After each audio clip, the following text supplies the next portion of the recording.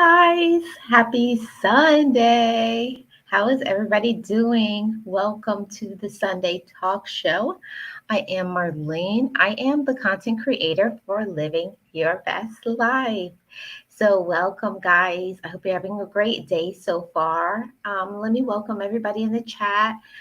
Pittsburgh Artist Studio, Boss Life Online, Primpin' Ain't Easy, Edward Smart, Keenan Thomas. Welcome, guys.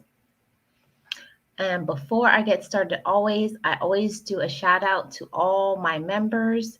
Welcome to all my members that are in the chat and who watch on the replay. Thanks for your support. Edward Smart, Boss Life Online, Beverly Black, Bozo Calvin Jr., Team Ranger. Sorry, guys, my throat got dry. Hey, Erica. Hi, Angela. Also, my other members, Melissa My Econ, Tony Clopton, and I know there's two more, Pandy's Hair Candy and More, Be Amazing Sylvia, and there is one more. So if I forgot somebody, forgive me. It's of my brain and not my heart. So how's the volume, guys? Let me know before I get started. I hope the volume's good. Welcome everybody in the chat. Welcome everybody in the chat. And whoever doesn't know each other, welcome each other. And I also want to talk to you guys, first of all, about my home-based business. I am with CTFO, and it stands for Changing the Future Outcome. And if you're interested in this home-based business, you can give me, send me an email or talk to me in Instagram about starting a home-based business with CTFO. It is free to get started. So I'm going to turn on my camera. Okay, let me turn on my camera. Start it. Here we go. Hi, guys. How's everybody doing? Happy Sunday. Happy Sunday. I see Erica came in. Hey, Erica. Hey, Primpin' Ain't Easy. I don't know if I missed anybody else who came in, but welcome to everybody who's here. Oh, Angela, welcome everybody. Thank you so much for being here. I'm very excited for the topic today. Today's topic is detoxing from toxic people. How many of us know toxic people? Okay, today we're going to talk about that. My co-host is Mary of Pittsburgh Artist Studio. She is a fellow YouTuber and just a real sweetheart. So I can't wait for us to get into this topic. Mary's going to share some of her experiences about some things that she has been through. So I appreciate her opening up a lot, and it's not easy to get up on a platform and be transparent. So let's hear what Mary has to say. So let's welcome Mary, everybody. Hi, everybody. Hey. Hi. Thank you so much for accepting the invitation to be here. Yes, glad to be here. And I think I'm your member, aren't I? I didn't say your name. I don't think so. Oh, you were the one. Remember, I said there was one I forgot. Yeah, I'm your member. Yes, you are. I know you are, Mary. That's why I said I know there's one more person that's actually in here. That's I'm okay. sorry, Mary. I'm sorry. I know. It's like when you're talking about something or somebody, I know how it is. Yeah. Yeah. Thank you for your understanding. Yes. So first of all, before we get started with everybody, for those who don't know you, talk about your channel and what you do on your channel. Well, my Pittsburgh Artist Studio, I do a lot of artwork. I teach people how to paint with free lessons. And right now, I am monetized, so you can actually join my channel too for different pricing. I also do interviews. I took a month off. I just kind of wanted to take a break, and I'm going to start up in September. So I'm trying to get a list together of people I want to interview. But that's been really a lot of fun for me. Musicians, writers, artists. It's just been like such a plethora of people that are just energetic and expressive, and just it's been fun. It's been a lot of fun. So yeah, so I'm going to be starting back into my artwork again, and just taking a little break from everything. Yes. Yeah, having Yes, my it's summer. so important for us to also, when you are a person who you're a content creator, it's important while you create content, you can get burnt out really easily if you don't take your breaks. Yes, that was the key there. I don't want to.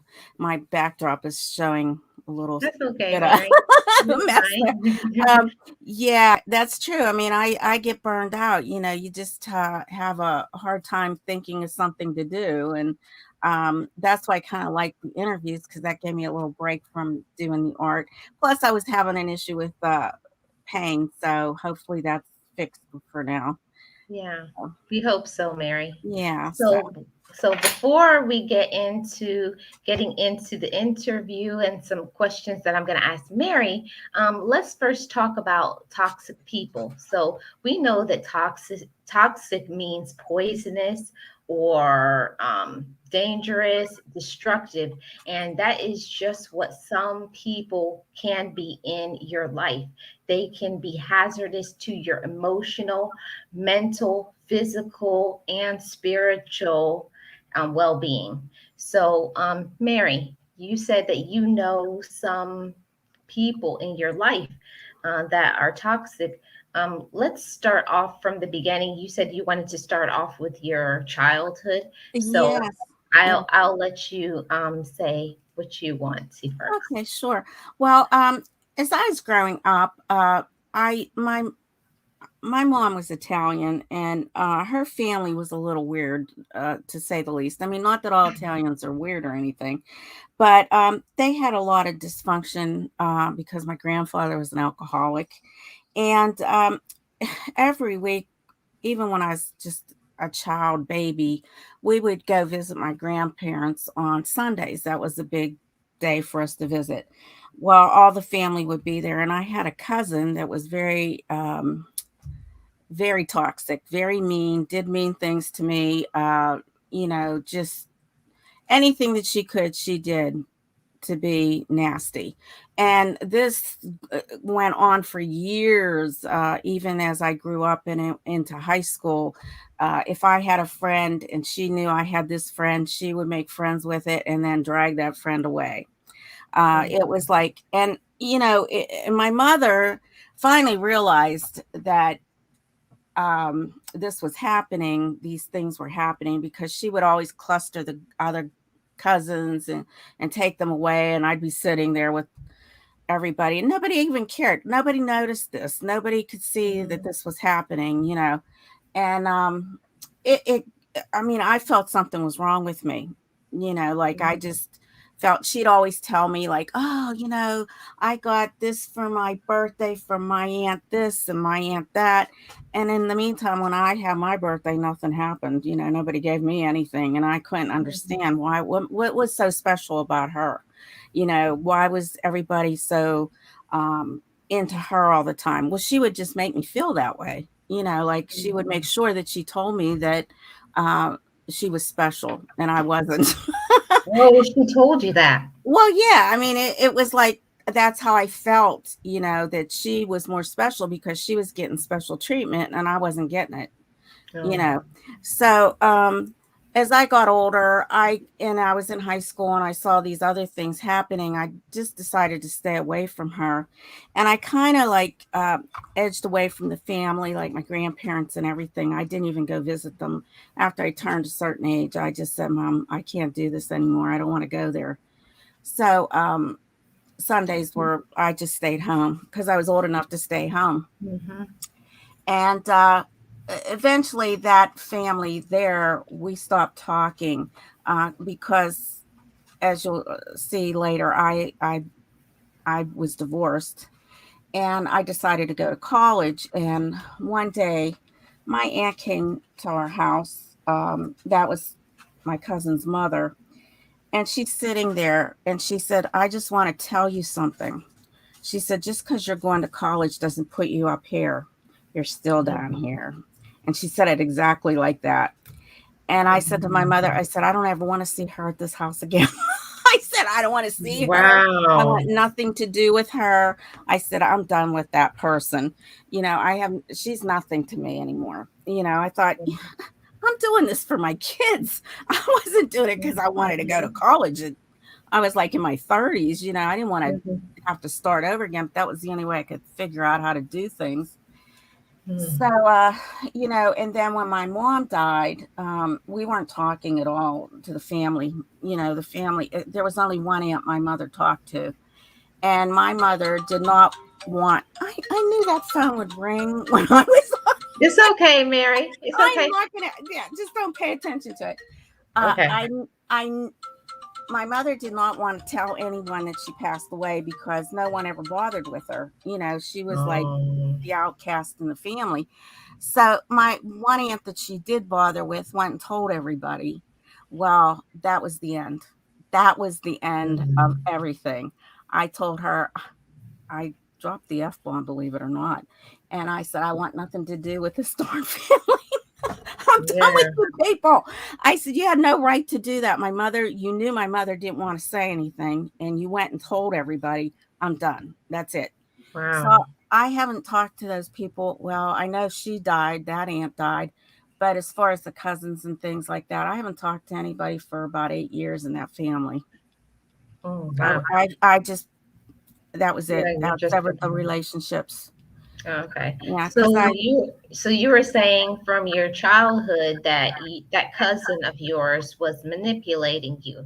Can you kind of tell us some things? Was it emotional? Was it physical?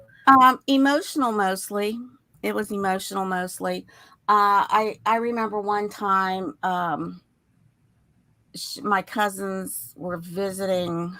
I guess sh they were visiting my aunt to see my grandmother because my grandmother lived at my aunt's house, who, by the way, threw my grandmother out 3 times. Once was she was 80, once, well, twice she was 80, threw her out, didn't wanna What? have her anymore, taking care of her, and then the other one, she was in her 90s, and that was the end of that too. She didn't, you know I said, "My aunt was crazy, that whole family was nuts."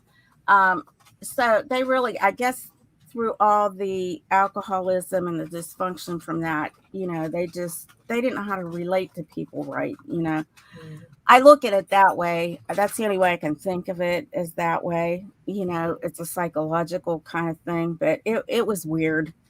And the one time people were well, my cousin was there, and she took my other cousin into her room, and I was following, and she slammed the door in my face. What? She slammed the door in my face. Now she didn't get any kind of, she just got reprimanded for it. But she didn't get any kind of punishment for it. She just got reprimanded for it. And I thought, this just like, that's how she would do things. She would Mhm. gather everybody and just leave me out all the time. Uh, Yeah. we had a function at the church.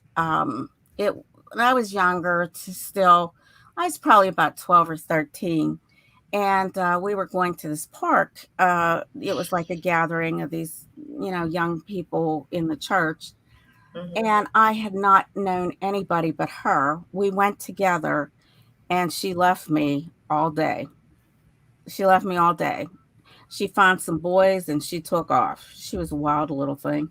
And I I went home and I cried. I said that was terrible to have to be there all day by myself with people I really didn't know, because everybody like kind of went with someone else. I Right. went with her, and that's what And then she happened. left you. Yeah. Mm.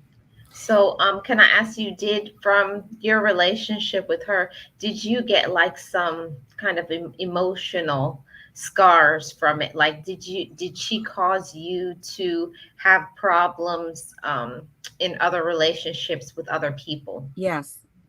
She I did. I always had low self-esteem, and I was always afraid to be friends with anyone. Mm. I grew up with not many friends. It was very difficult for me to get close to a friend because of it. Because I knew, like, especially in high school, I knew if I had any friends, she would somehow manipulate that relationship, and I would be left without the friend. So I just, like, I never talked to her. I did pay her back at one point. It was a payback, I think. Um, because I was having trouble at that time in my marriage. Her mother, this was at one point when people were talking to each other, my aunt, my mom, and her aunt and mother. And she did these trips to different places, and one was to Atlantic City. So, of course, I was pretty young and I looked pretty good then, I guess. And we went, and she was on the trip. That was a big mistake. I think this was actually the real final point when in our relationship. We just didn't bother with anybody each other anymore after that. But it was the time of the Miss USA pageant, and I was thin and I had long hair, and all these people were coming up to me and asking me what state I was from. And because I was with this entourage of her and her mother and a couple other older people, I guess they thought I was like, these were my, you know, whatever they are, watching Your over me. agent? Yeah, like watching over me. But I can't tell you how many times somebody came up to me and asked me that, and she just got so pissed off. She was so mad. Excuse Mm. my. She got so mad, and she just she didn't bother with me the whole trip. After that, Mm. like that. After that first couple of days, that was it. She didn't want to be bothered with me anymore because she Mm. couldn't stand the fact that these You were people getting were coming up. attention. Yeah, yeah. Mhm. So So, after that, that was the green. I figured she was green with envy, and I just that was it. yeah. So basically, to me, it sounds like she's kind of a narcissist, Yeah, you know?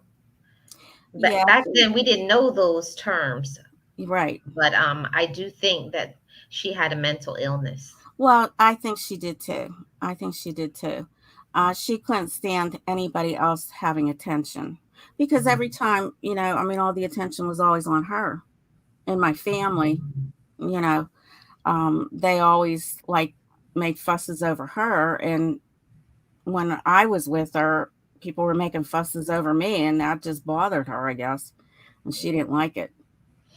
Okay, so you're saying that, she was manipulated. She would take people away from you. She would take away the attention. She would turn things around so it would just be focused on her. So Mhm. now that the tables turned and now the focus was on you, she couldn't handle that. No, Yeah. she couldn't handle it, and neither could her mother, because at Mhm. that point we didn't talk for many years. And then my mother did start talking with her again, and that's when she came down and said, just because you're up here, you think you're Ah, up here, you're still down here." And I thought, I mean, I've struggled all my life, it's not been mhm, easy for me. And then for her to say that, but mhm. that just was typical. That was just typical Yeah. of So them. I think that's usually what happens with people who are narcissists or people who are manipulators and users. They know how to use you. They know how to turn the tables around. They know how to put people against you Yes. so that they can always come out, of course, sparkling clean, Mhm. looking good. You know what I mean? Yeah. Yeah. Yeah. Yeah. And And it's sad. I often wondered too, like what was so special about her? Like Yeah. why my family thought she was so wonderful and things, because, she was no different. I mean, I wasn't trying to be anybody outstanding. I was just me, and it just was that way. Yeah. Yeah. I would say I think it also has to do with personality. I don't know. I'm just making an assumption, Mary, but I think were a pretty quiet person, and maybe Yeah. she wasn't. Well, no, she was a little wild on the wild side. Yeah, that's what She was I'm saying. she was And more on the wild, really on the wild. really on the wild side. Yeah. I mean, I can never understand how come she got boyfriends and I couldn't. hmm Well, probably. I hate to say it, but sometimes when those things happen, like with her, there probably was a guy who was interested in you, and then she found out about it and Yeah. turned that guy around to start liking her. Yeah. Because yeah, that happens a I lot too. never, yeah, I always wondered what in the world am I missing? What's missing with me? But that's how she made me feel too. There was something always Yeah. missing. Wow. So, and I Yeah. seem to have always pulled towards that kind of a person, because I grew up in that environment. So I always seem to have pulled towards someone that was like that. hmm Yeah. And Boss Life Online says, yes, that's how they work. They're always turning the table and they never own up to anything that they do. No. No, they never do. And that's the sad part about the whole situation with people who are manipulators, users, narcissists, all of them. I group them all together. You have to be careful. That's why I always say be careful about who you share your hopes, your dreams, your thoughts with, Hmm. because not everybody means the best for us. No. That's true. Yeah. That's and exactly and it, true. and it hurts, Ugh. especially when it's your family. I'm Yeah. not saying it doesn't hurt when it's other people, but when it's somebody close to you, I don't know, I feel like sometimes we kind of have a double standard with family. We Hmm. put them up on a high horse, like Exactly. they're not regular. Everybody's still human, Right. everybody still makes mistakes, but it's like when a person's your family member, it hurts like double. Yeah. You Then just expect it, like, because your blood, you just expect it to be different, yeah, and then sometimes your friends are better than your family, if you have friends like that. I've never really had friends like yeah. that, but sometimes, like it just seems that way that um, Mhm. friends can be better than your family. Yeah. They'll look I've out had for you I've, more. had- I've had that too, Mary. I share something really quickly. When I was younger, I had a girl at school. We weren't family, but just classmates in school. And I started getting to know her just like to me, she became just like my sister in the morning Mhm. because her mom had to go to work. She would walk to my house in the morning. She came in, she had breakfast with me. We went to Mhm. school all day. In the evening, she was with me.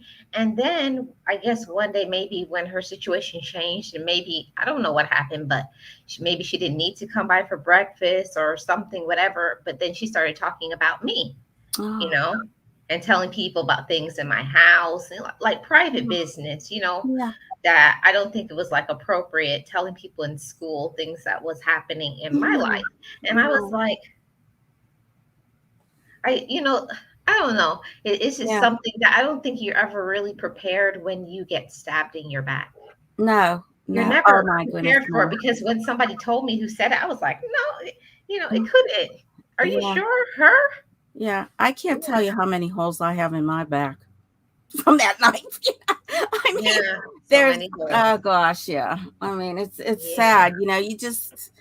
You just want to. I think after things like this that happen, you just want to find somebody that you can really trust, and you can't. I mean, it sometimes you just can't find that person. You Yeah. know. So. Yeah. And I will say, I think it also has to deal with the dynamic of your family. Mhm. If you have a very close family unit and you feel like you can open up and talk with your family, a lot of things usually don't happen to children who have that kind of support. Mhm. But some people don't, like me. I didn't have that kind of support, even though I had a lot of people. I didn't have a lot of people who I could trust. Yeah. because it was always something that if I told one, then they would go and turn the story around to, you know what I mean? Like Yeah. I would say one thing and then they would add something, and I'd be like, that's not what I said. Yeah. And then now I wind up looking like the bad guy. Yeah. So but I Yeah. do think it's important that whatever it is that you're going through, especially a person who is toxic, it's very important for you to open up your eyes and stop letting those people use you, put you Mhm. down, embarrass you. Right. It's, Well, you don't that's deserve what that behavior. happened. Even with my aunts, I didn't like doing that because my mother loved that one aunt that, but I thought, I'm just so tired of these people thinking because they're related that they can just do what they want. Mhm. Sometimes you just can't. You have to like pay attention to what somebody's saying instead Yeah. of like what you think is right. So yeah, Yeah. I mean, I feel much better that I'm not with those people. And I think I came to that conclusion when I actually was going to therapy for a while. And the only thing I got out of that therapy sessions was that if you don't have to continuously be with people that hurt you, You you don't. yeah. And I thought, that's good. I mean, he said, even if they're related to you, you don't have to. You don't have to put up with that because we're not here to be a punching bag and continuously be hurt by people. So Mhm. I felt that way. I mean, it took a long time. It did, and it took my mother a long time to realize that, Mhm. to see what was going on. And I think even as she, aged, she really didn't see the whole story, like how I really felt or how it hurt me. But yeah, my self-esteem is, I still have struggles with that. And it Right. all started from my childhood. Yeah.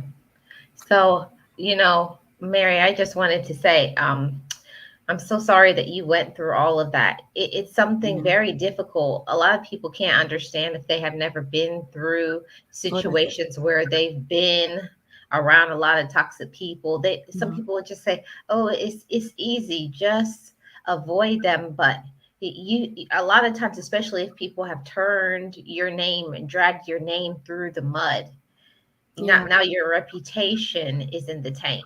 So Mhm. you have people who have abandoned you, they start talking about you, and the whole thing is that they don't even know the situation. The Right. person could be flat out lie.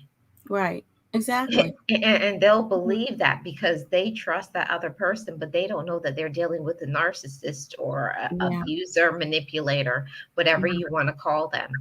Yeah. So I I, think she was a manipulator, my cousin mhm. there. Yeah. So then I guess we can move on to my next mess up. Well, first, before you get into that, Mary, can you tell everybody how did you what are some of the ways that you get the help? How did you find the strength to, get away from toxic people? Because I think that that's something hard for a lot of people. How did you find the courage and the strength to move on? Well, like, because it was my family, it was kind of hard to get away, like, uh until my mother could see and my dad could see what was happening. And then, like, we just changed my mother changed the way that she would visit. Hmm. But I still didn't like my grandmother very much because she was that kind of person that doted on my Yeah. cousin. So it I then when I got older and I could stay home and I didn't have to go, that's when it like that started to separate. I didn't have to go there. Mhm. I didn't have to. And my mother didn't make me, which was good. She didn't make me Well, go. that's good, Mary. Yeah, she didn't make me go. And I just pulled myself away from it. I mean, even at that age, I think like I said, I was probably around 14, maybe 14, 15 when I stopped actually visiting my grandmother. And if I Mhm. did visit, it might have been maybe for a birthday or something because, she got older. It was just out of respect, but it wasn't much. There was nothing there for me to Yeah. There was no love. I Yeah, mean, there was no love. And I do think that that makes it a little easier if you don't have the love there. But yeah, the hard part sometimes is if you still love them. yeah, If you still love them and you care about them and you're dealing with all of those wounds mhm. in your heart, how are you going to get past this? But of course, if you're not getting along with them, you know, Yeah. it's I mean, easy. yeah, and I think my mother understood a little bit. I mean, that was her mother. She had, she cared, loved her mother, Mhm. and I can see that a reason because my grandmother had to deal with a lot. Um, because of my grandfather being an alcoholic. I mean, never bringing home any money after he worked. Mhm. And he got paid, he'd go drink it. So I mean, she had to worry about taking care of her kids and things, and I can look at that and say, yes, she was a very strong woman, but she was also Mhm. spiteful in many ways. you know I like, think I think maybe during that time, because I think that was during the era where most of the time the women were mainly stay at home yes, moms, right, stay at home housewives. So for her now to be have to take on the role of having to, take care of the household. I don't know anybody who wouldn't be upset if you have friends or other people find out that, oh, you work. Why do you work? yeah. And then, I'm sure that she probably covered it up because she didn't want Well, anybody to know that she she didn't was an work. alcoholic. She took in boarders because that's what they Okay. did in those days. But Mhm. and she always had to tell those boarders to not give her husband because she needed that money to raise her kids. So I know she went through some really hard times, and she wasn't from this country. I mean, she was, from Italy, and things were, like she talked in broken English and things like that. It was so. I mean, it was hard for her. I can imagine coming Where did you say your grandmother came from? Italy. They both came Italy. from Italy, my grandfather and my grandmother. So now my grandfather, he adored me for some. Mhm. I was his favorite, but I never knew it until after he died. That was another thing that happened when they were cleaning out his things and they found his wallet. His wallet only had my pictures in it, Whew. and that caused another big thing that nobody talked to my mother and me for a long time. And I thought, wow, I couldn't believe he liked me. Yeah, you'd be like a shock to me. I didn't know. I didn't think anybody in that family liked me. See, and that's the whole thing about family relationships is so complicated. You could think people hate you so much, Yeah. and then later on you find out Wow. it yeah, you're like, Yeah. wow. Yeah. It's like, oh, I didn't know you liked me, Yeah. much less love me. If he put a picture of you in his wallet, that means he really loved you. Yeah. Yeah. I mean, I was the only one in here, his wallet, none of the other grandkids. I thought all this time. That's a slap in the face to them. Well, it was, yeah, because then they didn't talk to my mother and me for a long time. But it didn't matter because I got to the point like I don't even want to be bothered. Like I said, I don't want to talk to them anymore because of all the things. So um, it was always for the best when they did stop talking. Yeah. TT put something good here in the chat. You'd be surprised at who genuinely loves and cares for you in the midst of it all. Yes, Sometimes it's the most unlikely people. You yes, know, the my ones you least my expect. mom told me that too on the job. One of the nurses, because my mom was a nursing assistant, and she gave my mother such a hard time. And when she retired, she told my mom how much she loved her and cared about her. And my mom was like, "You've got to be kidding me! You've made my life miserable." Well, at least she told her. Yeah, she told her. Yeah, But she said she gave her a hard time all the time. And she said, that's because you were the best worker. So I held you to a higher standard. So it's like you yeah, think people hate you. And yeah, in that case, with my mother, she was like, what do you mean you love me? yeah. That's right. Yeah, Because that prove is to wow. me. Aw. Yeah. Yeah, Yeah, it's the least time you expect anybody to come like out of there, and say something nice. Yeah. Especially if Yeah, they treated you like crap. yeah. If they treat you like trash, Yeah. yeah. Yeah. I think that that's the hardest part, because I know not from 100%. I only had one relationship like that, and it only lasted very shortly.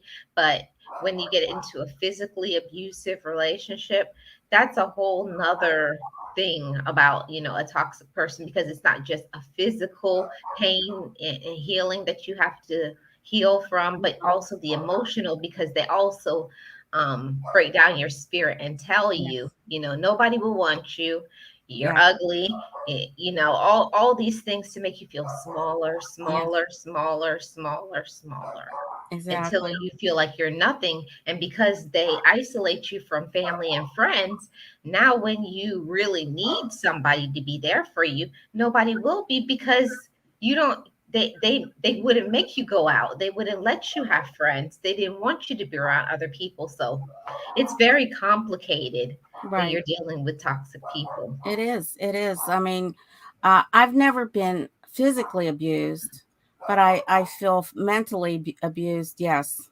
Where my spirit was like broken just about, you know. Yeah.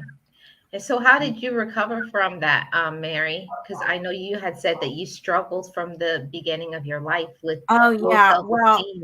you know what? I don't think I've ever recovered actually. I still have my moments of low self-esteem. Hmm. I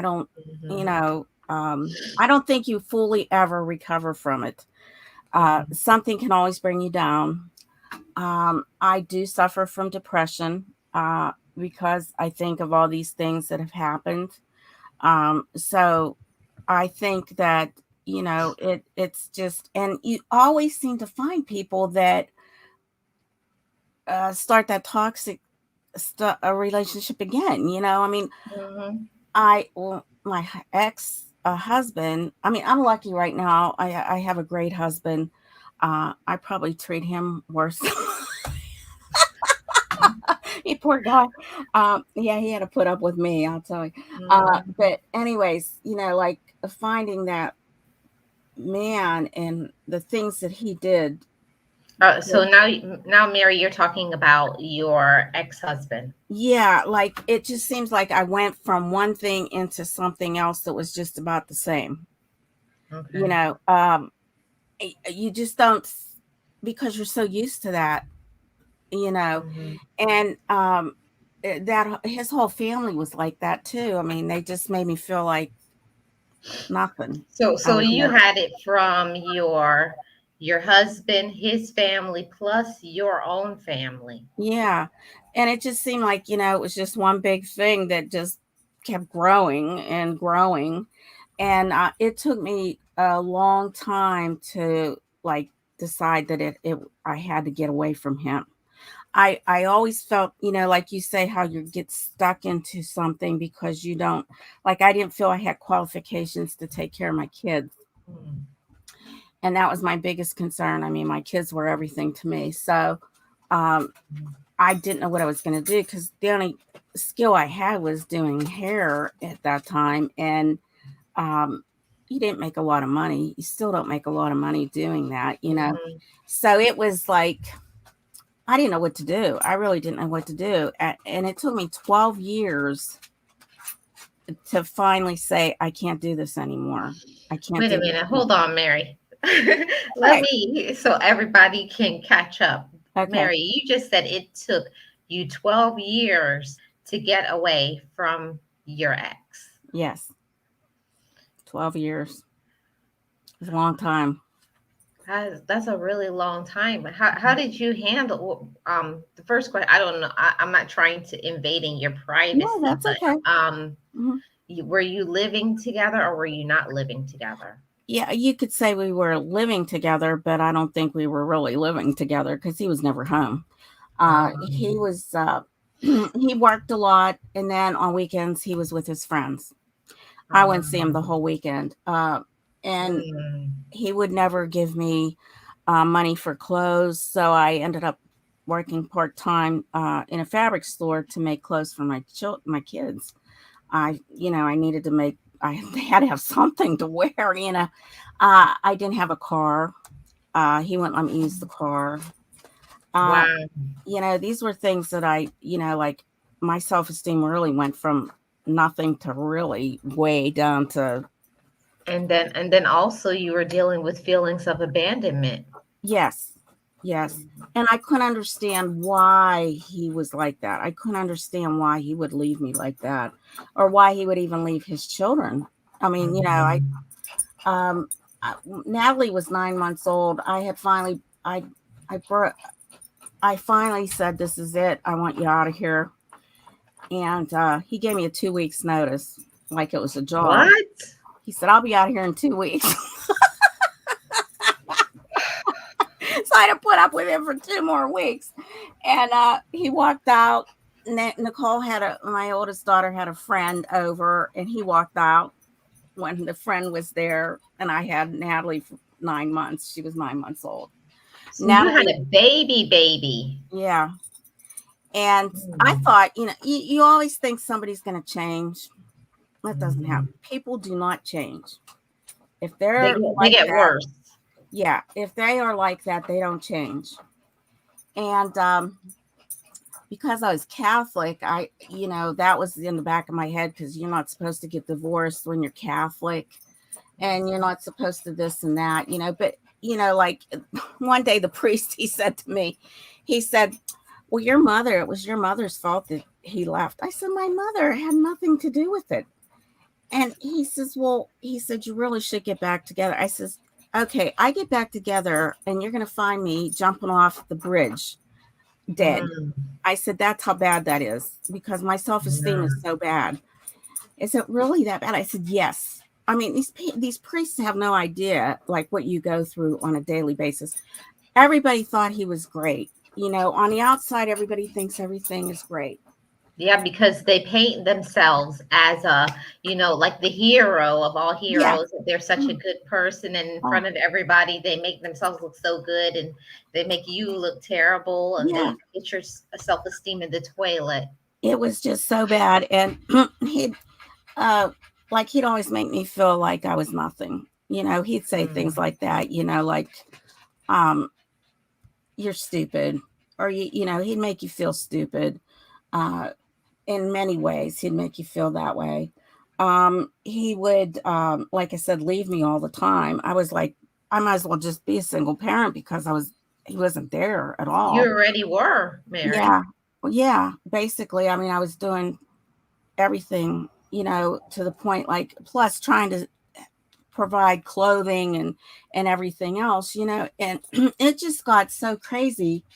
And then one day, well, I actually, after I had Natalie, I developed agoraphobia because of all this. I could not drive. I would get in the car and Mary, can you tell us what that is oh, for those who don't agoraphobia, know? you get panic attacks. A lot of Mhm. people can't step out of the house, because the minute they step out of the house, they get a panic attack and they just feel like they're going to die. Just like everything's closing in on them. Well, I got a panic attacks behind the wheel. And I was so Oh. afraid that I was going to pass out, because you start to, like, see black spots and things like that. And you feel like you're going to pass out. And I thought, I'm going to pass out. I'm going to have a wreck. And I don't want to do that. So I couldn't drive. I could not drive. Mm. So my oldest daughter, Nicole, she was taking dance lessons. And because of that, I couldn't take her. So it's like her lesson was at 6 o'clock, and it's 5 to 6, and he's still not home. He knew he had to take Nicole to the dance lesson. Mm. And about 3 minutes before 6, he waltzes in. He's whistling and happy, happy. And I said, "Where were you?" I said, "You have to take her. She's crying. She wants to go to dance." Um, he said, "Oh, I was fixing this lady's tire." He was fixing a tire for some lady. And I think he was having an affair. I really think he was having an Yeah. affair. So uh, I said, I want you out of here. I said, I've had it. I said, I'm done. You get out of here. I want you out. And he says, well, I'll be out in 2 weeks. So shortly, I mean, right after that, he did have a girlfriend. So I know he Yeah, was, that was already had begun. yeah, he had, and the things that he would do, like he'd make me plan for a vacation, get everything all set up for the vacations, and then 2 days before the vacation, you're going to have to cancel it because we don't have the money. Mm. It was not true. I mean, we had the money. Yeah, he just wanted to spend it on what he wanted to spend it Yeah, on. which was a stupid car. Or other women. Yeah, or women. I mean, because he Hmm. wasn't home on the weekends, so I know he was doing something wrong. Hmm. And it seemed like, I tried to talk to his dad. He didn't want to get involved. I thought, well, I mean, you should have got involved because he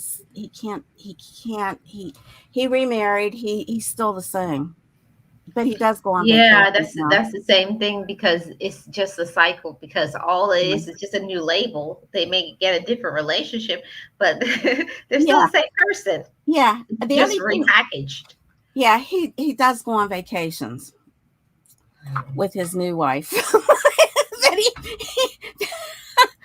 and I always said, I could never understand what he saw in this woman because I just couldn't figure it out. I said he had two beautiful children. I mean, and I was a good wife, even though I was going through all this stuff, and Hmm. I could never figure it out. And I don't think I'll ever figure it out, but it doesn't matter because I'm done with him too. I don't talk to him. I don't bother with him. I don't have anything to do with him. Thank Hmm. goodness. Once in a while, my oldest daughter will have him over for some kind of an event, and he'll try to talk to me. And I says, "Go talk to people that like you." I said, "Get away from me." Yeah, I don't that's want the end of it. to Yeah. Yeah, so Well, that I'm glad that you got rid of that. But yeah. so now, fast forward, you're divorced from him. How was your life now? How did things change now that now you're a single parent? Now you gotta work, and you said you were going to school. So how Yeah. did you handle all of this now? Well, I am an only child, so my parents helped me out a lot. They took care of my children while I went to college so I could go full time and get done. And that helped my self esteem quite a bit because he kept telling me how stupid I was, and I kept getting grades that were A's. I wasn't stupid. Boom, right in his face. I wasn't stupid.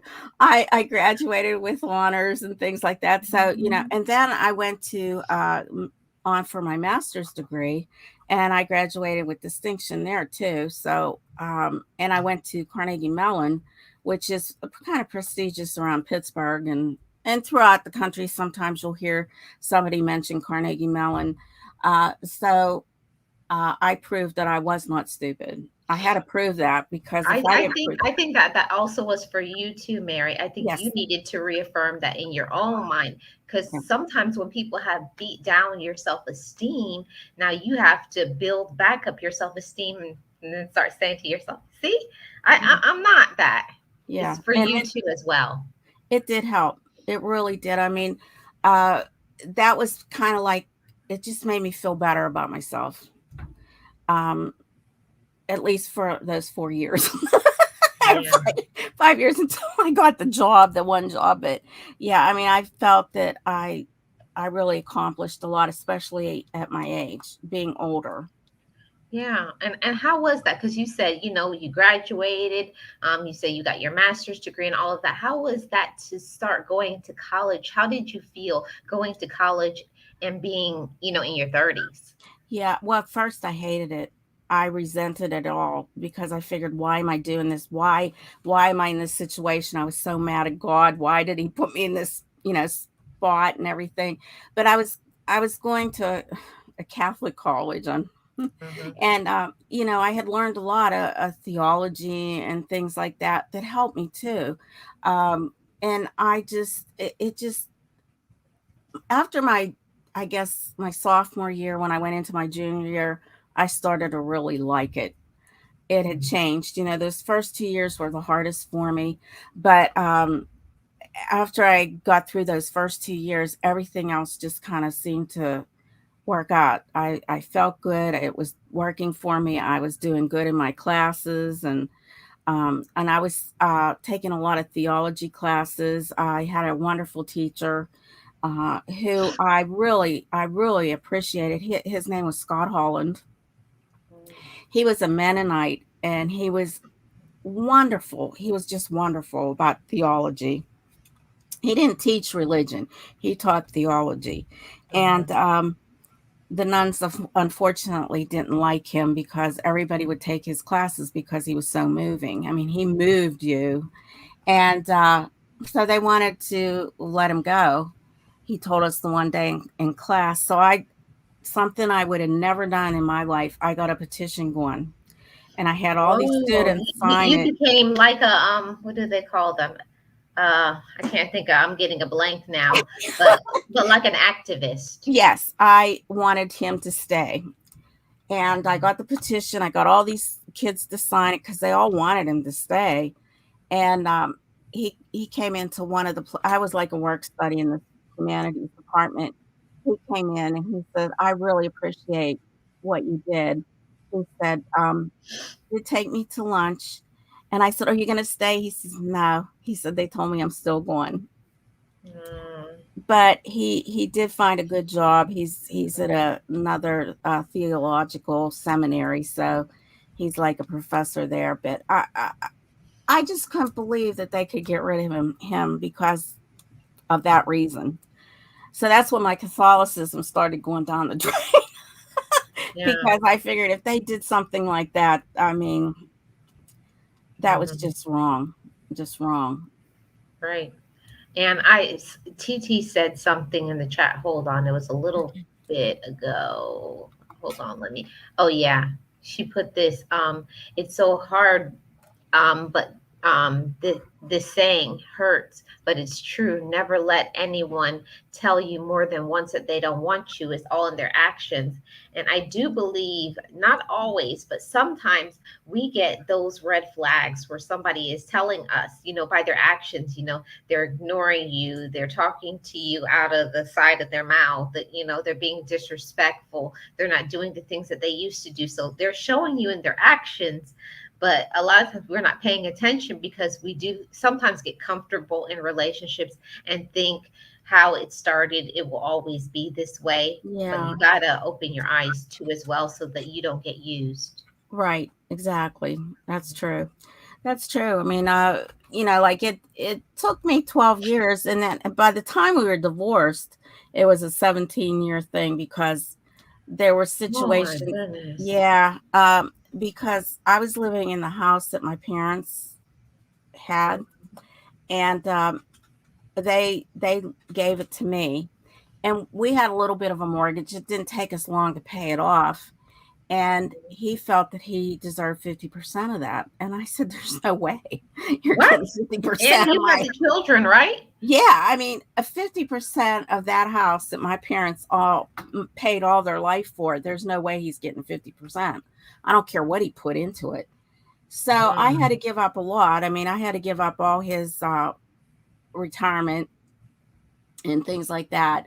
I got to keep the kids, which was nice because he's a even now with the grandkids, it's always on his time. It's never on anybody yeah. else's. Now, like I said, my youngest daughter doesn't bother with them. My oldest daughter just puts up with them here and there, but it's not Mhm, like a tight relationship either. They realized what he did. mhm. They know, it's only so long that you can deal with it.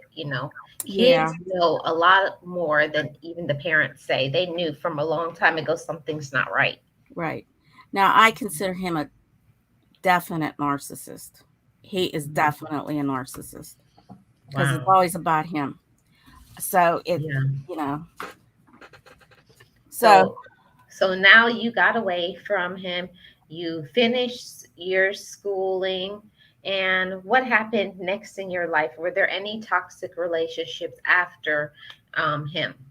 Well, yes. I don't know that it was just a toxic work environment. Okay, so now we're getting into toxic work environments. Yeah. I think it's just all part of your life,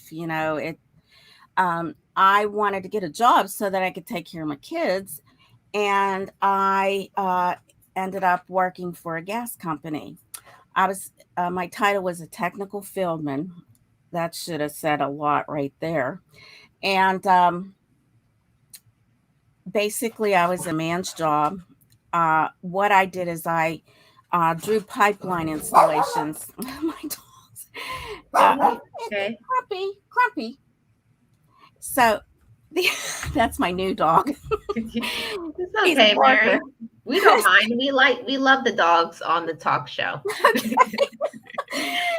So, anyways, so it was basically I worked for all these in an office with all men. The women were like clerical people, and I was this person that did the pipeline, and I knew nothing about pipeline. Nothing. I mean, I had to figure out how many elbows would go in a job, how much plastic pipe would go into a job, how much landscaping would go into a job, how much concrete. I mean, it was, I knew nothing about it. And they hired me. I think I was like a token person or something because I mean, I was like first woman to be in a job like this. And maybe I think that's the reason why the people on the job presented you for Oh that. yeah. It Hmm. it was it was very bad.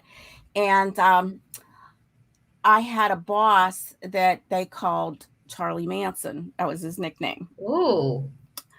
And I never worked for anybody like that. I mean, like in all my jobs that I ever had, everybody was always nice. I Mm. mean, they might have stabbed you in the back, but in your face, they were nice. This Mhm. guy was not nice at all. Oh, in your face and behind your back. Oh man, he would yell at you. He would like you do like a job, like try to figure this out. Now instead of explaining how it's done, I had to figure this out all on my own. Nobody trained me for this. And he would write in red. So Mary, can I ask you a question? I'm sorry to interrupt you, No, that's okay. but when you say you were just thrown into the position, nobody trained you for the position. So No. basically, you just start that you got hired on the job, and then it was like surprise. Yeah, I mean, I had some sort of training, but it wasn't like how to figure out how much pipeline goes into a job. I, Mhm. I had no idea, how many elbows would be used in a job. I had, and then you had to write a letter that like I was taught really how to write nice transitional paragraphs and things like that. This guy wanted none of that. He wanted none of that, and he would put F words all over your paper in red. he would, I What? mean, yeah, he would. This is what he did. He would throw things at you. He would, and I'm thinking, I have to do this job because I have to take care of my kids. What am I going to do? Mhm. Um, if, That was harassment on the job. oh, definitely, definitely. Yeah. And I would go into the corrosion person to ask about, because we had to figure out how much corrosion would go into the corrosion preventatives would go into the job. Well, this guy, he would ask me, "What color underwear are you wearing today, Mary?" Oh no. Oh no, Mary. Not Yeah, now you're getting into sexual harassment. exactly. Well, in 1996, That wasn't that long ago. no, but it wasn't like today. It wasn't like today. This one guy locked the computer. I went in early, and then there was scrolling across the screen. How does it feel to be one day closer to death? I thought, you know, What? yeah, and he didn't even get reprimanded for that. Old Charlie Manson let it go. Well, I was at my wit's end. I mean, I this is my first job. I had no idea any of this. I didn't even know what sexual harassment was. I mean, I'd laugh You just everything knew it was off. wrong. You knew it Yeah, was wrong, but you didn't know. that it was wrong Yeah. until like years later now, when I see all this stuff happening, and what people are dealing with, I realize now that this is wrong. Well, the guy that actually would always ask me about my underwear, he's dead. So he got Mhm. treated in the best way. Charlie Manson also got treated in the best way, because what happened to him, he retired. And this is a good story. I can't let this one go because it's a good story. Because Yeah. there is always people get paid back. I don't care who you Yeah. are, you get What paid goes back. around comes around. That's right. Uh, he retired. Well, his son lives down the street from my daughter, which I did not know. I didn't know Mhm. that that was his son that lived there. And she's telling me this one day. She says, she said, this is awful, but this man, this neighbor of ours, his dad just passed away. He just retired. And she says, that big windstorm we had. I said, yeah. Well, his dad was standing under a tree, and a tree limb fell on him and killed him. And I said, oh, that's awful. I said, that's just awful. Well, she sent me the obituary, and it was Charlie Manson. The tree limb fell on him. So all that misery he caused. I mean, it wasn't just me that he did these things to. It's many people, but I understand what you're saying. Yeah, he did this to everybody in that department. I mean, he would throw people against the wall. That's how nutcase he was. But I never saw him do that. But he never got fired.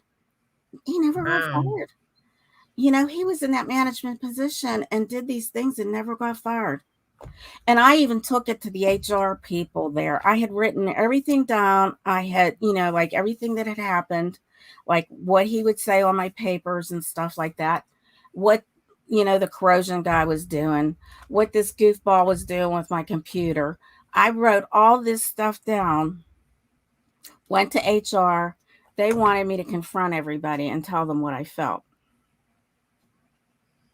That's another form of harassment. Yeah, and I mean that's that was toxic to me. It really made me, because I came out of college feeling really good about myself, and Mhm. they kind of just made me feel like crap again. I just felt I'm like worthless. I don't know how to I can't work. I'm not doing this job right. I mean, I just felt horrible. Mhm. So I came home. I was crying that day too. I said to Steve, I says, Steve, I can't do this. I said, I'm going to quit this job. I can't do this. Oh, by this time you were remarried. Yes, yes. I actually met Steve on my internship when I was doing my Mhm. internship. So yeah, I said I can't do this, and I had been trying to get out of there, like with different job interviews. I could never get another job in that place, and I was like typecast in a way, because once you're with the industry, oil industry or oil and gas, you just can't get out of it. Like you can't like segue into something else. It was very difficult. Mhm. And so they promoted me. I guess that was their way of like keeping me quiet. They promoted me. I got into a new job, which was, I mean, I just sat there the whole time. I didn't have anything to do. The boss wouldn't give me anything to do. Mary, that sounds like a dream job. Yeah, it was so really, you know, I mean, all my skills were starting to go down the tubes. Yeah, I was doing a newsletter, and I was working in the alternative fuel department of marketing. So it was Mhm. like natural gas vehicles, alternative ways of using natural gas, fuel cells. It was very interesting, but I wasn't the engineer to do that. I was just this person that Mhm. sat at a computer playing video games. Right. That's how, Mary, I think personally you needed that break from Well, after everything you probably. went through. Yeah, yeah. I Mhm. mean, it was nice, but 2 years after that, they eliminated my job. So I always Um, felt that they put me in that job just to keep me quiet, and I did get pretty decent money for it. okay. you know. So yeah, so that was my toxic job. Wow. And just went on from one job to another that was kind of toxic. And like they just like funding would be cut and then I'd lose my job. And I really was starting to feel like, oh man, I am really not very good at anything, you know. And then I Mhm. finally did get a job back in the oil and gas industry. And it was on the production side. And I worked for that. It was a small company. I worked for the engineer for 10 years.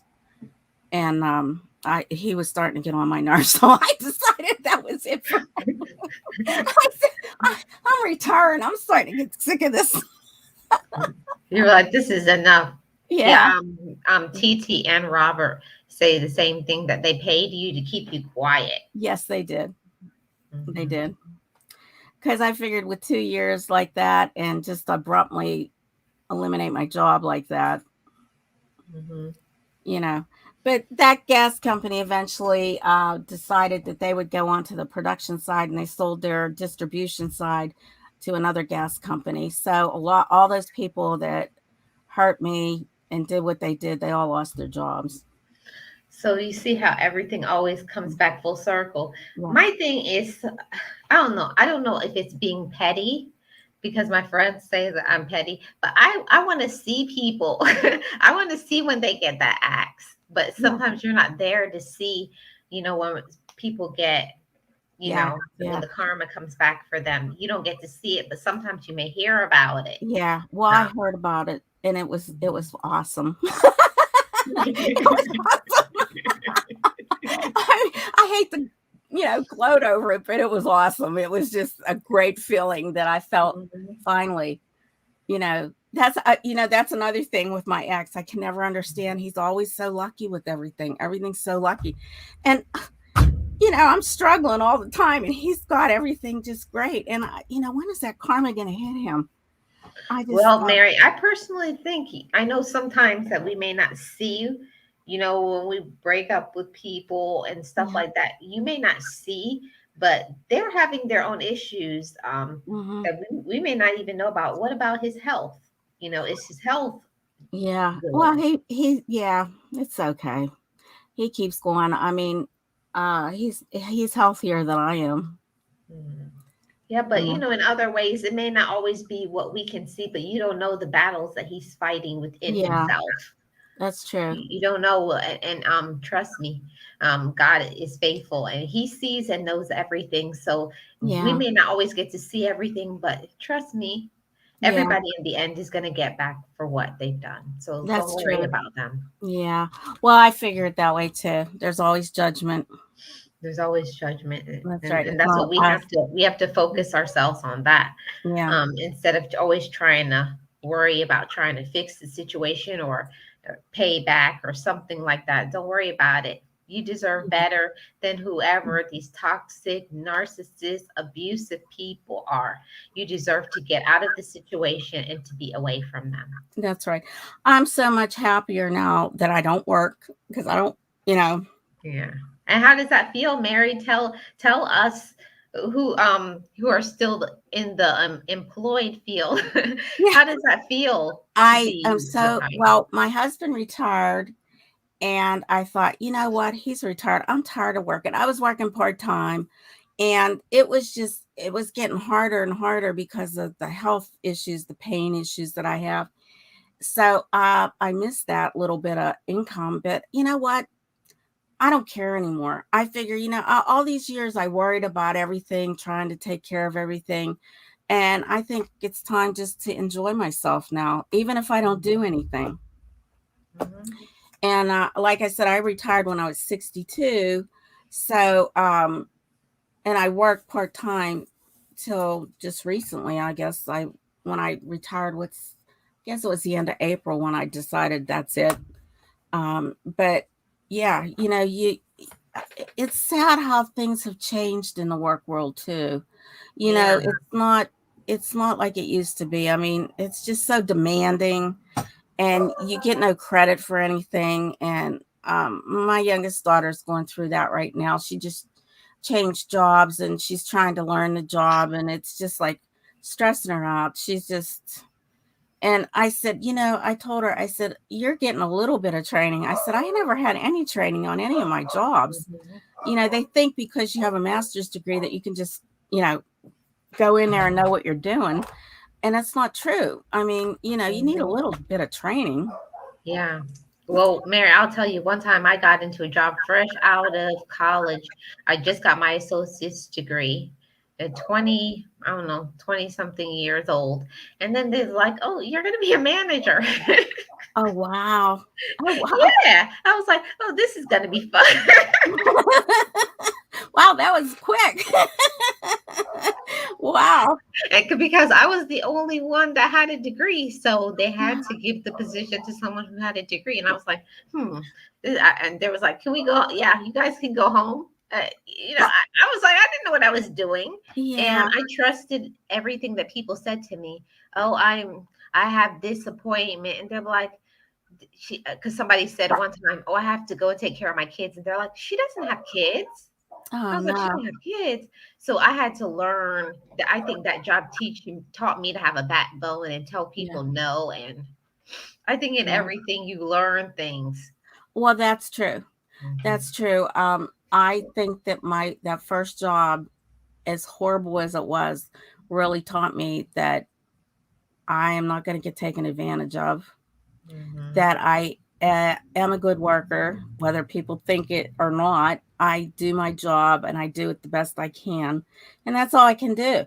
I think that's anybody, you do the best you can at what you're doing, Right. and that's why I keep telling my daughter, I says, look, I said, you're just starting. I said, you have to learn to say something like, I can't do this right now because I got this to do.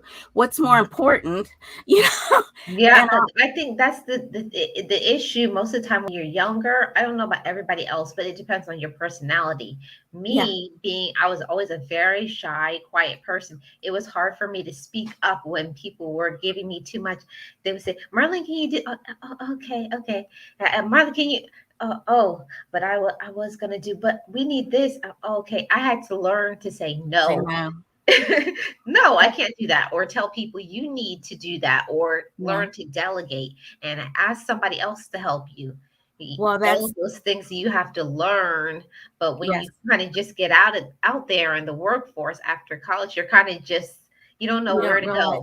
Yeah, you don't. I mean, you don't realize it, And I was naive. I'd never worked in a corporation, so I really Mhm. never knew how it ran or what was, the Right.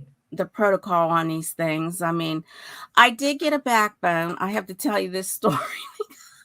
Yeah, I tell us, Mary. Yeah, I mean, these are endless things that happen.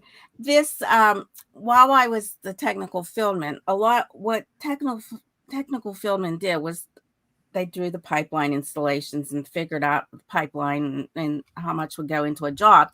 But they also had to fill in as a supervisor when a supervisor went on vacation. Hmm. So that entailed like you would go out and meet with crews and see like how their jobs were going. Now the gas company crews were only doing like little jobs, like if there was gas against a building or something like that, they would figure out where that leak was and fix it. um, they would hire contractors for the bigger jobs, so you still had to go out and supervise to see what they were doing and everything. Hmm. Well, I was filling in for this one area, and this one guy always got overtime all the time. And these guys were complaining to me about that, like if there's overtime that they would like to have it if, it came up. And I said, well, I can't see why you wouldn't be able to get that. I said, because this guy's had so much overtime already. So, yeah, I'll make sure you get the overtime if we get called out. So we did. We had a job that there was a leak. And I called that crew out. So I went down to the crew. And this guy that had the all the overtime came out of his way, came down to that job site and start yelling and screaming at me, pointing his finger in my face. And I told him, I said, if you got a problem, we'll meet tomorrow in the manager's office But right now, this is the crew that I called out. So, and this guy's like 10 feet tall, and I'm this little thing, you know. Yeah. I was so shook up. I locked the keys in the car with the car running because we would have a company car for that. I Mhm. was all shook up, but he got written up for that, you know. And Yeah. one of the supervisors told me I shouldn't do that. You know, I shouldn't cause trouble. I said, look, he came on that job and was yelling and screaming at me. I was scared, you know, with his finger in my face. I said I didn't know what he was going to do. So yeah, I mean, had to get tough. I mean, you had to get tough. Yeah. You You couldn't gotta just, learn to toughen up. yeah, yeah, you really do. And And I mean, I don't feel I'm a tough person because I'm not a fighter kind of person. And I I don't think like you to, are, Mary. well, I had to be, you know, I don't like confrontations, but if I Yeah. have them, I take care of them. Yeah. Yeah. Yeah, I think that just comes with the territory sometimes. Yeah. We may not want to do certain things, but I do believe sometimes God gives us situations in which He wants to use the situation in order to mold us to be what we need to be. Like He puts us through situations to make us stronger or more Exactly. courageous or whatever have Oh you. yeah. And we don't want to do it. We Well don't want that, to deal with it, yeah, but it's something that we need to go through to become what we need to be on the other side of exactly. where we need to be. Exactly. And that's so true. I mean, I look back at myself and I think, wow, you know, I've come a long way. I mean, there's definitely I've changed, Yeah. and I think it's for the better. I mean, I won't let people walk on me anymore. Yeah, not Yeah, anymore. yeah, I think it's a life lesson. I can't speak for everybody, but I know for a long time I would just let people keep doing things to me, doing until I just said one day, you know what? that's it. Yeah. And then of course when you change, they were like, what's wrong with her?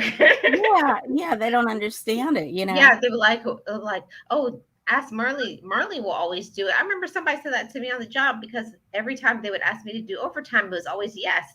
And one Uh, day the manager just put my name on the schedule without asking me. oh, So she would always say yes because she asked me. But then when I saw my name, I went in her office. I was like, why's my name? She said, because you always say yes. uh, And I was like, oh, I do I? Well, I'm not going to today. good for you. You know, that's what we have to do. We To just me, it have was like I think it was the first time I actually realized what she was saying is true. I was like, I do always say yes, and like a yeah, little voice in me said, but not today. that's right. Well, that's Yeah, good. Yes, that's good. I'll tell you what. That's good. That's a good thing. Yeah. yeah. I hate when people take advantage of I hate when me. people take advantage of you. They were like, I'm anybody who knows me. I think I'm the same person on YouTube as I am in real life. Yeah. So I'm a kind person. I give to other people, but like, don't abuse me. Yeah. Like Don't abuse yourself. I'll pull the slack. I'll pull my weight. I'll be there for other people. Like I remember at one point it was one girl on the job and something happened where she was going through a illness and she needed a lot of what is it called, where the PTO, paid time off.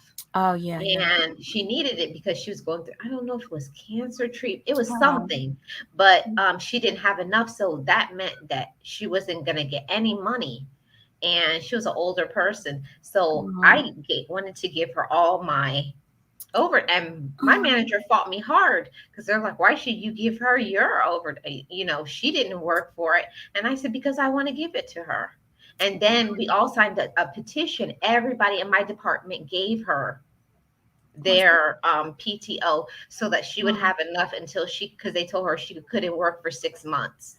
oh, So everybody in the department, from the higher up, except my manager. My manager didn't give her one, oh, but everybody else gave her so that she was able to have 6 months of pay until she could come back. how And I nice. do believe that those things come back to Oh, you. yes. Yes. They come back to you because Exactly. right after that, that manager got fired. Mm. So I honestly. don't know. It's, I said, well, there was you it for go. that? Was it, Yeah. was that her karma? Yes. I Yes. don't know. I said, Exactly. oh, I bet she wish you would have gave her that. Yes, it was definitely her karma. Well, Yeah. that's good because these things have. I mean, God works in mysterious ways. Hmm.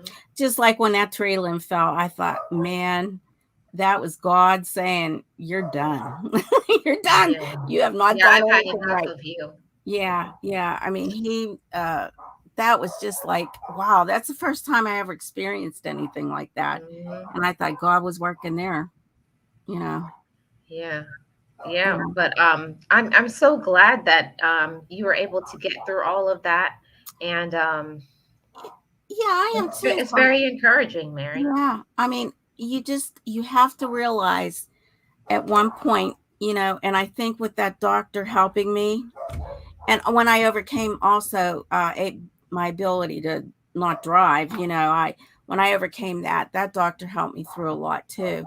But when he said you don't have to be around people like that, even if they're your family, you don't have to be like around them. God Hmm. didn't put you there to be a punching bag for people, whether it's mentally or physically. I mean, I thank goodness nobody ever beat me up, but Yeah. over it. But you don't need that, and some people will never change, and Yeah. you just have to realize that it's leave it out, get out of there. Yeah, Because, and I do agree with that. And the funny part is that we were always having such a that job that I was talking about. yeah, It was always just it was like we never knew why the dynamic in the job didn't work. It was the manager. Once we wow. got rid of her, it was great. And Yes, then yeah, the lady who was sick when she came back, after maybe about 4 or 5 months, they promoted her and wow, she became the assistant manager of the wow, department. So I do wonderful. believe that things work. Yes. Everything is always working out. Just you don't Mhm, understand. But I, mhm, I, I think sometimes, like when she was saying she can't come back because she has to have this major surgery, and mhm, she was a single person. She never had got married. She doesn't have children, so it's not something to where like, oh, make her family help her. Or we all knew the yeah, situation. She was basically a single person oh, and wow, on her own, and mhm, everyone was like, we got to do something to help her. And I yeah, said, I'm donating my hours. And then everybody said, I want to donate mine. I want to donate mine. And it just oh, turned into 50, 60 people wow, donated. So she had 6 months of pay without working.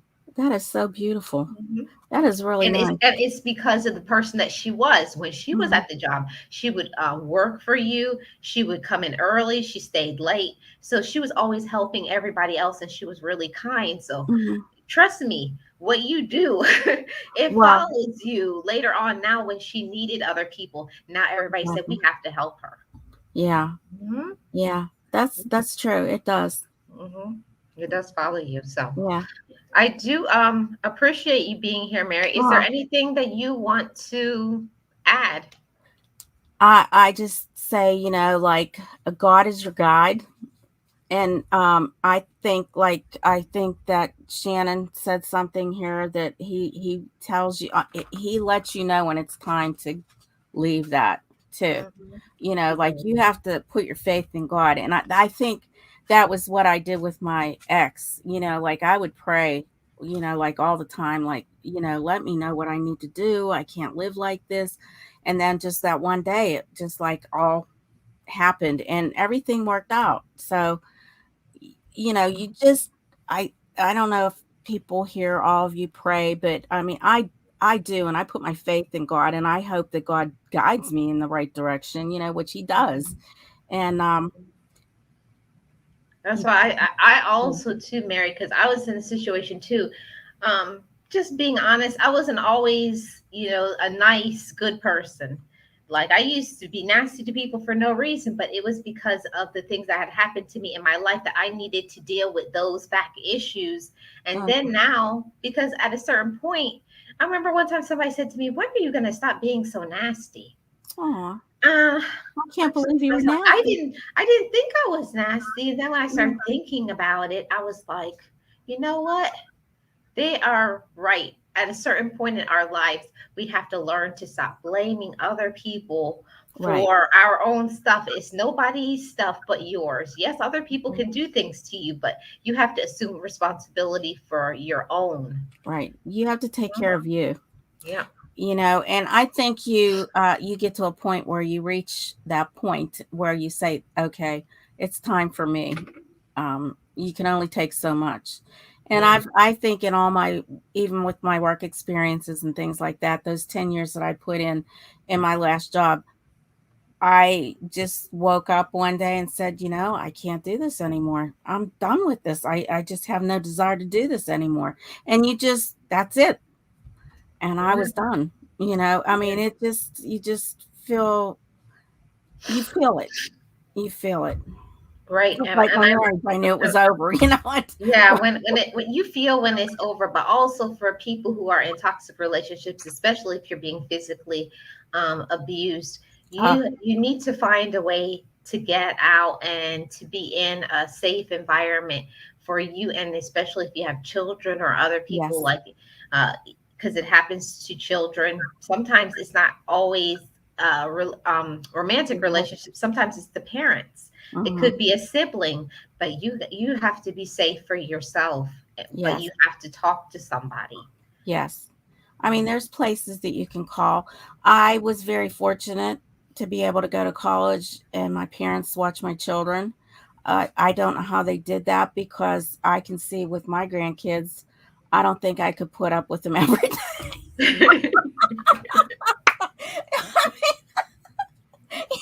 And my parents did. I mean, they put up with my kids, and I'm thinking, how did they do that? I mean, that was really special, while I was, working. And I mean, after after school, I was studying, so I mean, it was like a Mhm, 24-hour job for them, and mhm. you know, uh, not I can everybody. say for my parents, I don't know how my parents did it because my mom had me later in life. My mom had me when she was in her 40s. So my mom was like, oh my God, because a little bit of a backstory, but my mom had me and she thought, yay, my mom and dad were excited because my mom thought it was menopause. Oh, So my mom was like, I don't have my period no more. And my dad was like, yes, we're done. And she went to the doctor and she was like, give me those menopause pills. And they were like, what menopause? You need prenatal. oh, And my mom was like, huh? oh, Uh, she was shocked. yeah. Oh, But but she my she mom has a always said beautiful for a baby. reason, you know, Yeah. everything happened for a reason. My mom always said that I was the easiest out of all my other siblings. Oh wow. See, So yeah. Yeah, everything's for a reason. everything is for a reason. And also, I was the one that took care of my parents. So maybe that had to happen. Yes. I had to happen in order. Sometimes I sit down in a quiet space and think about those things in my mind, like, why was I really here? Or what, Hmm. I don't know if everybody does it. Oh I yeah. think about what was my purpose? Why was I here? Why was I born? Am I in line with my purpose? I don't know if everybody does that, but sometimes I think about that. Yeah. And I think it's important to reevaluate your situation sometimes. Well, that's true. I mean, I think sometimes too, what in the world am I here for? But I took care of my mom. I don't, if I wasn't here, I was the only one here, I was the only child. So who would have taken care of her in her later life? Mhm. And, well, my kids, I mean, they're my joy, even if they get on my nerves once in a while. I don't know what I'd do without them. They're just like, they're great kids. Yeah. Like for being a single parent, I have to be so proud of them because they were never in trouble. They never got in trouble, and Oh, they I can't say that, Mary. I can't say that. oh My dad used to be at the school all the time. He'd be like, Lord, girl, where do you get into so much trouble? See, but my issue always when I was younger, I have always been a person to fight for other people. And sometimes that gets you in trouble because I would see something and be like, that's not right.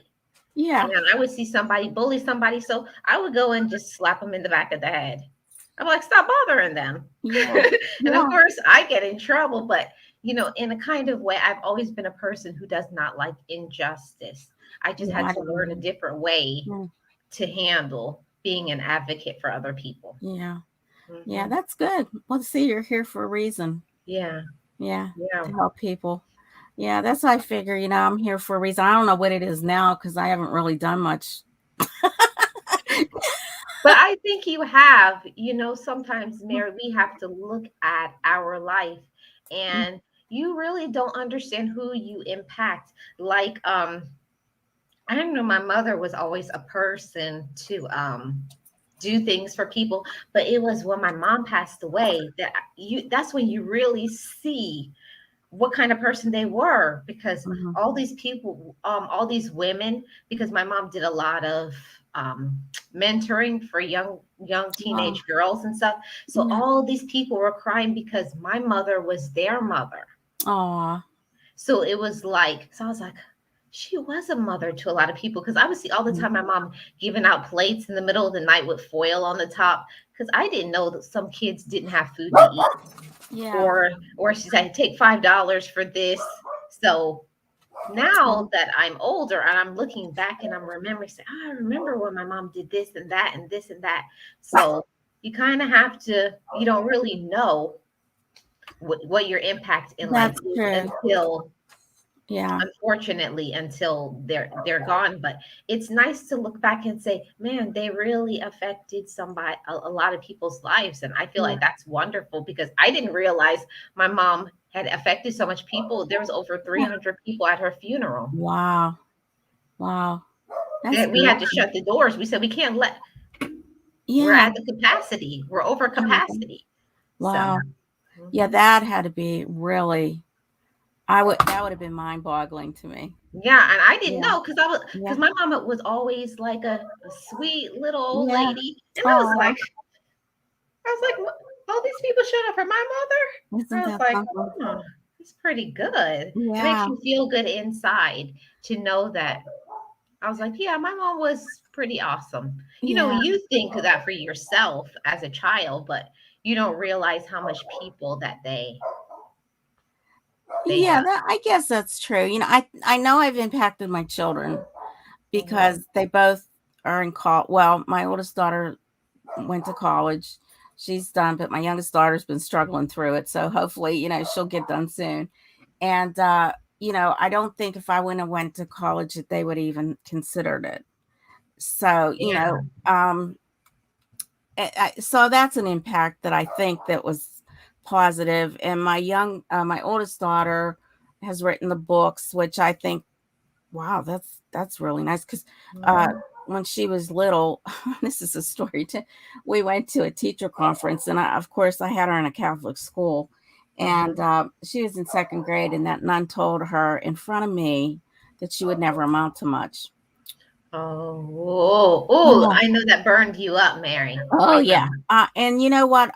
Because you didn't talk to a nun bad, you just, Yeah, I know. you let it go. So we walked out of there, and I told her, I says, Nicole, I said, you show her that you are somebody. So Mhm. she's written books. I mean, she's on council. She's council. She just put together the community days up here in Pleasant Hills.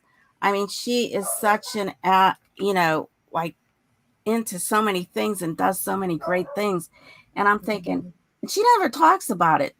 She Mhm. doesn't talk about it. She won't. I didn't know she was running this whole thing with the Pleasant Hills Community Right. Day. She did the whole thing on her own.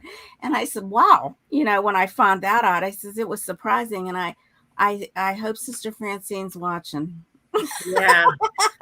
And I'll tell you a little bit of a short story. I have always been, I don't know, I was just always a very different child.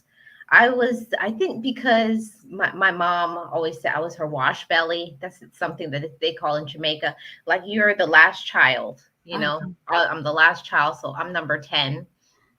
And I think I came to challenge everything, all my parents' values. Everything was why and how did it happen. And my mom's like, I went through 9 kids Like all my brothers and sisters, like if my mom said something, okay.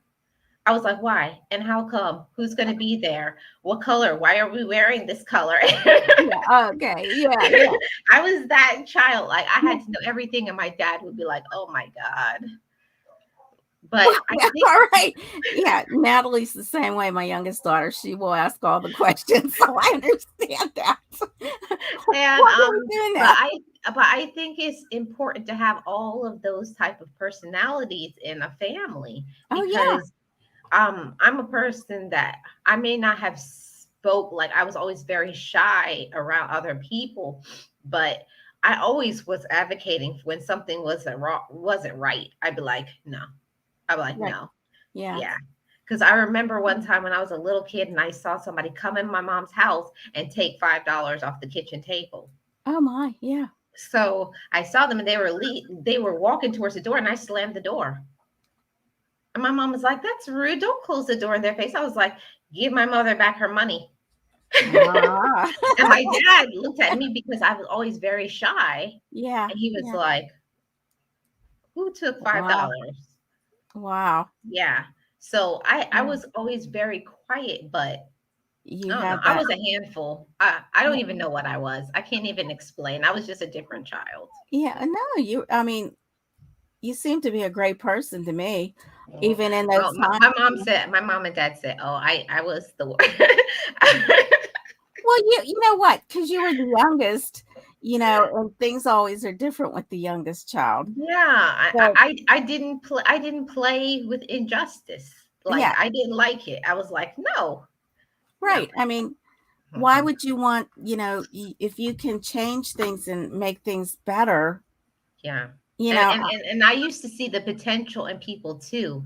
And that's another thing that my mom has always said that even though I was always very shy and quiet in school and I wouldn't talk, but I always been standing up for what's right my whole life. mm-hmm, that's good. My whole Well, life I've I always try. been, and Yeah, I I think try. now that I have a voice that I'm able to speak and tell people how to find Hmm. their own voice now, but I think I've always been an advocate That's good. my whole life. I think I Yeah, have. that's Just important. learning I how. mean, we need people like that. Like that's only how change happens.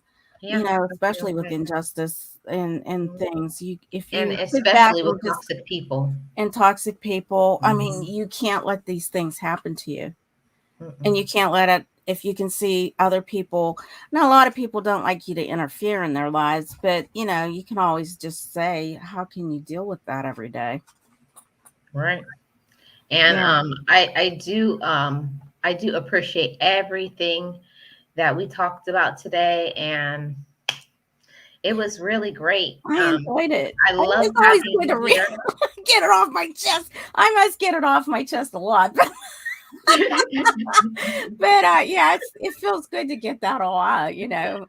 Yeah. I hope And one of them's everybody. watching. Yeah, it was so awesome. And I know that you say, Mary, you didn't think you put much of an impact in the world, but just a little bit of time that I've known you here on YouTube, you've had an impact on me. Oh, Yeah. thank you. So you don't really understand Yeah. the people that you impact. You have an impact on other people. Just me knowing how you got, through your situations in your life and how you bounced back and you weren't afraid to love again and you found love. All of those things are encouraging to Yeah. somebody else. So whether you know it or not, Mary, you're an example. Well, thank you. Yeah. Thank you. Well, as long as I can make a positive impact, that's the important thing. And you have. You have. Good. Good. Yes. So we thank you so much for being here. Thank you for having me. It was nice. Yes, it was nice. It was great. So thank you, everybody in the audience. This Thank is you. Mary, and I'm going to link your channel down in the comment section. Awesome. Anybody who doesn't know of your channel. Okay, that sounds good. Thank you. I hope to Okay. see some of you there. Yes. Bye, Okay. Mary. Bye-bye. Thanks, Marlene. You're welcome. Yes, guys. Thank everybody for being here. And I appreciate you all. I hope you guys got something from talking with Mary. Um, I hope you learned something about some people. Maybe you saw some some of the reflection of somebody you know within her story. And I hope that it encouraged you. Maybe it taught you something. Maybe it'll help you to avoid certain situations. But I appreciate you all for being here. Thank you to all my mods, for my members of my channel, for my Best Life crew who always support my channel. I appreciate you guys, and I hope you guys all have a great evening. Mary, hold on. I want to talk to you after the stream. Don't leave. So thank you guys so much, and I'll see you guys on the next one. Bye, guys. Oh, thank you, Tracy. So sweet of you. I'll see you guys on the next Sunday Talks show.